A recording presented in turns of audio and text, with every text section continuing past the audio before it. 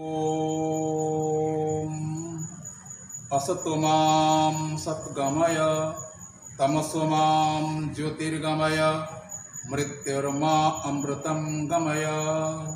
हे परमपिता परमात्मा, आपण आम्भमानक असत्य मार्ग निवृत्त करी सत्य मार्ग परिचालित करंतु। अज्ञान अंधकार मार्ग निवृत्त करी ज्ञानालोक पथरे परिचालित करंतु। मृत्यु मुखरु उद्धार करी अमृत पथरे आमको परिचालित करंतु। हे परमपिता परमात्मा, आमको यही प्रार्थना जमी पूरण हम ता आपण आमको सफल करंतु। गत रविवार दिन आमे आम धर्मग्रंथ वेद संपर्क आलोचना करथिले। वेद केवे उत्पत्ति होइथिला, वेदरे केते मंत्र रही, वेदर काल ए संपर्क रे आमे संक्षेप आलोचना करथिले। आज आमे वेद शब्दर अर्थ को जानिबा को चेष्टा करिबा। आर्य समाज संस्थापक महर्षि दयानंद सरस्वती ऋग्वेदादि भाष्य भूमिका रे वेद शब्दर अर्थ को सुंदर भाव में वर्णना करिसंती। विद ज्ञाने विद विचारणे विद सत्तायां विद्रुलाभे। विद ज्ञान अर्थात जहाँ की अभ्रांत ज्ञान, जो ज्ञान रे कौन सी प्रकार त्रुटि रहेनी, कौन सी प्रकार शंका रहेनी, कौन सी प्रकार संदेह रहेनी, ताकू विद ज्ञान कहा जाए। उदाहरण स्वरूप पुराण मानक आपण देखंतु एमिति ज्ञान अच्छी जोठी कि बहुत किछि शंका रोची, बहुत किछि संदेह रोची, अनेक एमती रही। आम धीरे धीरे ता मध्य विस्तृत भाव आलोचना करवा।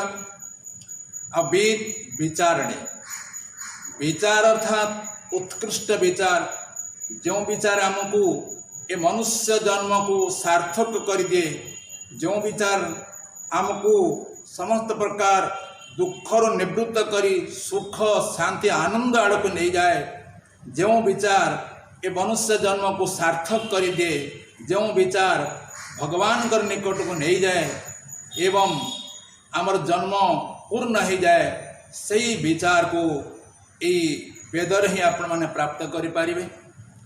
विचारणी विद सत्तायम अर्थात जहाँ द्वारा आप प्रकृत सत्यासत्य को निर्णय करें, ईश्वरंकर सूक्ष्माति सूक्ष्म सत्ता को अनुभव करें, ताकू मत वेद कह जाए। और विद्रो लाभे, जहाँ द्वारा आप प्रकृत लाभ, जहाँ को प्रकृत लाभ कहते, से लाभ आप वेदर ही प्राप्त करें। सज्जन, एमती एक संपत्ति आम समस्त पाखरे अच्छी, वेद संपत्ति। यही वेद आज आम जापारना, वेदर कथा आम शुणी पारना, वेदर प्रचार होनी। आ गोटे कथा आप जानवे जे आम जो धर्म कर्म करुँच आदि, ये धर्मर मूल होउछि वेद।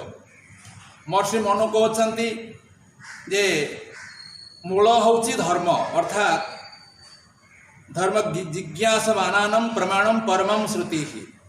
जो माने कि धर्म जिज्ञासु अटंती, सेमानकर पई श्रुति ही एकमात्र प्रमाण अटे।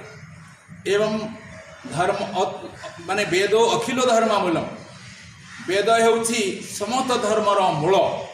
केवल जड़े ऋषि कही ना, भारतर प्रत्येक ऋषि मुनि माने स्पष्ट भाव में कही कि वेद हेउछि धर्मर मूल, वेद हेउछि आम संस्कृतिर मूल, वेद हेउछि आम जीवनर मूल।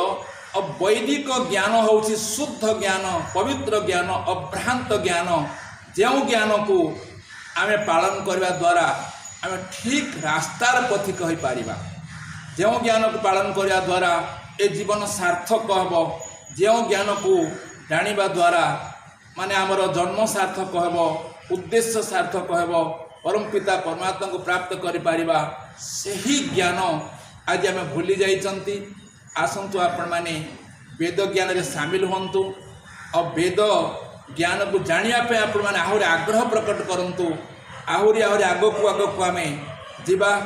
आम ए नूतन भाव में कार्यक्रम को आरंभ करते निश्चित भाव में धीरे धीरे धीरे धीरे आम वेदर गांभीर्यता आड़ को आम प्रवेश करवा निश्चय आम जाना जीवन आमर सार्थक हो। इत्यम शांति।